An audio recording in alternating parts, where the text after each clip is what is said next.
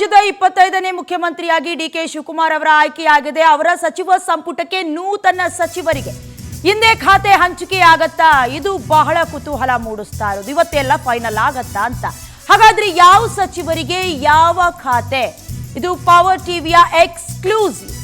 Doctor G Parameshwar DCM ಜೊತೆಗೆ ಕಂದಾಯ ಖಾತೆ ಸಿಗುವ ಸಾಧ್ಯತೆ ಇದೆ. ಕೆಎಚ್ ಮುನಿಯಪ್ಪಗೆ ಆಹಾರ ಮತ್ತು ನಾಗರಿಕ ಸರಬರಾಜು ಈ ಹಿಂದೆ ಇದ್ದ ಖಾತೆಗೆ ಮುಂದುವರಿಕೆಯಾಗತ್ತಾ ಅಂತ. ಕೆಜೆ ಜಾರ್ಜ್ ಕೂಡ ಇಂಧನ ಖಾತೆಯನ್ನ ಇಷ್ಟು ವರ್ಷಗಳ ಕಾಲ ಅಂದ್ರೆ 2 ವರ್ಷ ಕಾಲ ನಿಭಾಯಿಸಿದ್ರು, ಮುಂದೆಯೂ ಮುಂದುವರಿಯುತ್ತಾ? ಎಂಬಿ ಪಾಟೀಲ್ಗೆ ಬೃಹತ್ ಕೈಗಾರಿಕೆ ಸೇಮ್ ಆಸ್ ಇಟ್ ಈಸ್. ಅದೇ ರೀತಿ ಸತೀಶ್ ಜಾರಕಿಹೊಳಿ ಲೋಕೋಪಯೋಗಿ ಖಾತೆ ಕಂಟಿನ್ಯೂ ಆಗತ್ತಾ ಅಂತ. ಪ್ರಿಯಾಂಕ್ ಖರ್ಗೆಗೆ ಗೃಹ ಅಥವಾ RDPR ಅಂದ್ರೆ ರೂರಲ್ ಡೆವಲಪ್ಮೆಂಟ್ ಪಂಚಾಯತ್ ರಾಜ್ ಮುಂದುವರಿಕೆಯಾಗತ್ತಾ? ಯುಟಿ ಖಾದರ್ಗೆ ಸ್ಪೀಕರ್ ಆಗಿದ್ರು, ಆರೋಗ್ಯ ಮತ್ತು ಕುಟುಂಬ ಕಲ್ಯಾಣ ಸಿಗತ್ತಾ? ಈಶ್ವರ್ ಖಂಡ್ರೆ ಹಾಗೆ ಅರಣ್ಯ ಗ್ರಾಮೀಣಾಭಿವೃದ್ಧಿ ಮತ್ತೆ ಪಂಚಾಯತ್ ರಾಜ್ ಪ್ರಿಯಾಂಕ್ ಖರ್ಗೆ ಅವರು ಮಾಡ್ತಾ ಇದ್ರು, ಅದು ಇವ್ರಿಗೆ ಏನಾದ್ರೂ ವರ್ಗಾವಣೆ ಆಗತ್ತಾ? ಯತೀಂದ್ರ ಸಿದ್ದರಾಮಯ್ಯಗೆ ನಗರಾಭಿವೃದ್ಧಿ ಅಥವಾ ಆರೋಗ್ಯ? ಭೈರತಿ ಸುರೇಶ್ ಸಾರಿಗೆ ಇಲಾಖೆ ನೀಡುವ ಸಾಧ್ಯತೆ ಇದೆ. ಡಾಕ್ಟರ್ ಶರಣಪ್ರಕಾಶ್ ಪಾಟೀಲ್ ವೈದ್ಯಕೀಯ ಶಿಕ್ಷಣ ಇಲಾಖೆ ಏನಾದ್ರೂ ಸಿಗತ್ತಾ ಅಂತ. ಕೃಷ್ಣ ಬೈರೇಗೌಡರು ರೆವಿನ್ಯೂ ಡಿಪಾರ್ಟ್ಮೆಂಟ್ ನಲ್ಲಿದ್ರು, ಬೆಂಗಳೂರು ನಗರಾಭಿವೃದ್ಧಿ ಅಥವಾ ಅದರಲ್ಲೇ ಕಂದಾಯ ಇಲಾಖೆಯಲ್ಲಿ ಮುಂದುವರಿತಾರಾ ಅಂತ. ರಾಮಲಿಂಗಾರೆಡ್ಡಿ ಗೃಹ ಅಥವಾ ಬೆಂಗಳೂರು ನಗರಾಭಿವೃದ್ಧಿ. ಬಹಳಷ್ಟು ಜನ ಕೈ ನಾಯಕರು ಈ 2.5 ಸರ್ಕಾರದಲ್ಲೇನು ಕಂಪ್ಲೀಟ್ ಮಾಡಿದ್ರು, ಅದೇ ಇಲಾಖೆಗೆ ಸಂಬಂಧಪಟ್ಟಂತಹ ಖಾತೆಯನ್ನ ಮುಂದುವರಿಕೆ ಸಾಧ್ಯತೆ ಇದೆಯಾ ಅಥವಾ ಹೊಸದಾಗಿ ಏನಾದರೂ ಖಾತೆ ಹಂಚಿಕೆ ಆಗತ್ತಾ ಅಂತ.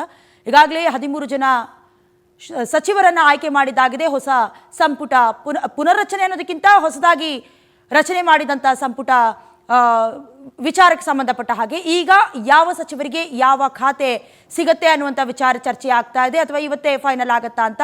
ಎಲ್ಲವೂ ಫೈನಲ್ ಆಗಿದ್ರೆ ಹೈಕಮಾಂಡ್ ಕೊಟ್ಟಂತ ಅಂತಿಮ ನಿರ್ಧಾರವನ್ನ ತೆಗೆದುಕೊಂಡು ಈಗ ಖಾತೆಯನ್ನ ನಿರ್ಧಾರ ಮಾಡಲಾಗತ್ತೆ.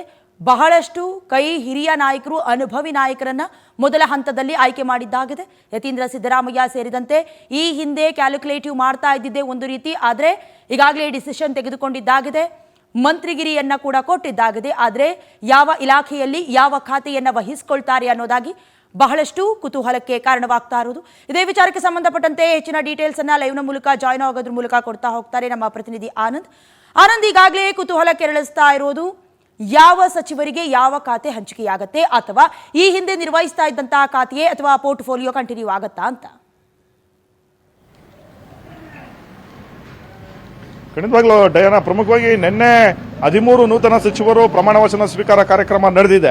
ಯತೀಂದ್ರ ಸಿದ್ದರಾಮಯ್ಯನವರು ಹೊರತುಪಡಿಸಿದ್ರೆ ಉಳಿದ 12 ಮಂದಿ ಎಲ್ಲರೂ ಕೂಡ ಹಿರಿಯ ನಾಯಕರಾಗಿರ್ತಕ್ಕಂಥವ್ರು. ಹಿಂದೆ ಯಾವ್ಯಾವ ಖಾತೆಗಳನ್ನ ನಿಭಾಯಿಸಿದ್ರು ಅದೇ ಖಾತೆಗಳನ್ನ ಕೊಡ್ತಾರಾ ಅಥವಾ ಬೇರೆ ಪೋರ್ಟ್ಫೋಲಿಯೋನ ಕೊಡ್ತಾರಾ ಅನ್ನೋ ಒಂದು ಕುತೂಹಲ ಸದ್ಯಕ್ಕೆ ಇರ್ತಕ್ಕಂಥದ್ದು. ಇವತ್ತು ಸಂಜೆ ಅಥವಾ ನಾಳೆ ಒಳಗೆ ಹೊಸ ಒಂದು ಖಾತೆಗಳ ಹಂಚಿಕೆ ಆಗ್ತಕ್ಕಂಥ ಒಂದು ಸಾಧ್ಯತೆ ಇದೆ. ಪ್ರಮುಖವಾಗಿ ಯತೀಂದ್ರ ಸಿದ್ದರಾಮಯ್ಯನವರಿಗೆ ಆರೋಗ್ಯ ಖಾತೆ ಒಲಿತಕ್ಕಂಥ ಒಂದು ಸಾಧ್ಯತೆ ಇದೆ ಅಥವಾ RDPR ಖಾತೆಯನ್ನ ಕೊಡ್ತಕ್ಕಂಥ ಒಂದು ಸಾಧ್ಯತೆಗಳಿರ್ತಕ್ಕಂಥದ್ದು. ಅದರಂತೆ ಹಿಂದೆ ಇಂಧನ ಸಚಿವರಾಗಿರ್ತಕ್ಕಂಥ ಕೆಜೆ ಜಾರ್ಜ್ ಅವರಿಗೆ ಅದೇ ಒಂದು ಖಾತೆಯನ್ನ ನೀಡ್ತಕ್ಕಂಥ ಒಂದು ಸಾಧ್ಯತೆಗಳಿದೆ. ಮತ್ತೆ ಪ್ರಿಯಾಂಕ್ ಖರ್ಗೆ ಅವರಿಗೆ ಪ್ರಮುಖವಾಗಿ ಗೃಹ ಇಲಾಖೆ ಅಥವಾ ಹಿಂದೆ ನಿಭಾಯಿಸಿದಂತ RDPR ಖಾತೆನೆ ಕೊಡ್ತಕ್ಕಂಥ ಒಂದು ಸಾಧ್ಯತೆಗಳಿರ್ತಕ್ಕಂಥದ್ದು. ಹಾಗೆ ರಾಮಲಿಂಗಾರೆಡ್ಡಿ ಅವರಿಗೆ ಬೆಂಗಳೂರು ಉಸ್ತುವಾರಿ ಬೇಕು ಅಂತ ಅವರು ಕೂಡ ಪಟ್ಟನ್ನ ಹಿಡಿದಿದ್ದಾರೆ. ಹಿಂದೆನೂ ಕೂಡ ಬೆಂಗಳೂರು ಉಸ್ತುವಾರಿಗಾಗಿ ಸಿಕ್ಕಾಪಟ್ಟೆ ಒಂದು ಡಿಮ್ಯಾಂಡ್ ಮಾಡಿದ್ರು. ಆದರೆ DK ಶಿವಕುಮಾರ್ ಅವರು ಆ ಒಂದು ಉಸ್ತುವಾರಿಯನ್ನ ನಿಭಾಯಿಸ್ತಾ ಇರ್ತಕ್ಕಂಥ ಹಿನ್ನೆಲೆಯಲ್ಲಿ ರಾಮಲಿಂಗಾರೆಡ್ಡಿ ಅವರಿಗೆ ಸಿಗ್ಲಿಲ್ಲ.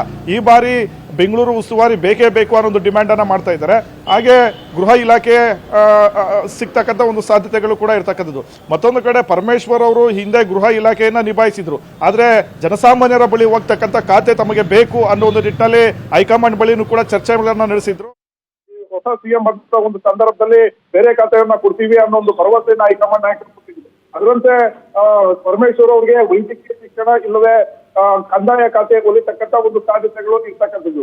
ಇದನ್ನ ಹೊರತುಪಡಿಸಿದ್ರೆ ಪ್ರಮುಖವಾಗಿ ಭೈರತಿ ಸುರೇಶ್ ಅವರು ಹಿಂದೆ ನಗರಾಭಿವೃದ್ಧಿ ಖಾತೆಯನ್ನ ನಿಭಾಯಿಸ್ತಾ ಇದ್ರು.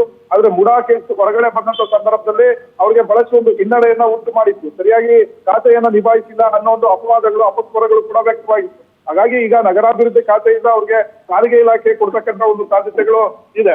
ಹಾಗೆ ಪ್ರಮುಖವಾಗಿ ಈಶ್ವರ್ ಖಂಡ್ರೆ ಅವರು ಹಿಂದೆ ಅರಣ್ಯ ಖಾತೆಯನ್ನ ನಿಭಾಯಿಸಿದ್ರು. ಈಗ ಅವರು ಕೂಡ ಖಾತೆ ಬದಲಾವಣೆಗೆ ಕೇಳ್ತಾ ಇದ್ದಾರೆ. ಹಾಗಾಗಿ ಅವ್ರಿಗೆ ಒತ್ತಾಯಿಸಿ ಕೊಡ್ತಕ್ಕಂಥ ಒಂದು ಸಾಧ್ಯತೆಗಳು ಕೂಡ ಇರ್ತಕ್ಕಂಥದ್ದು.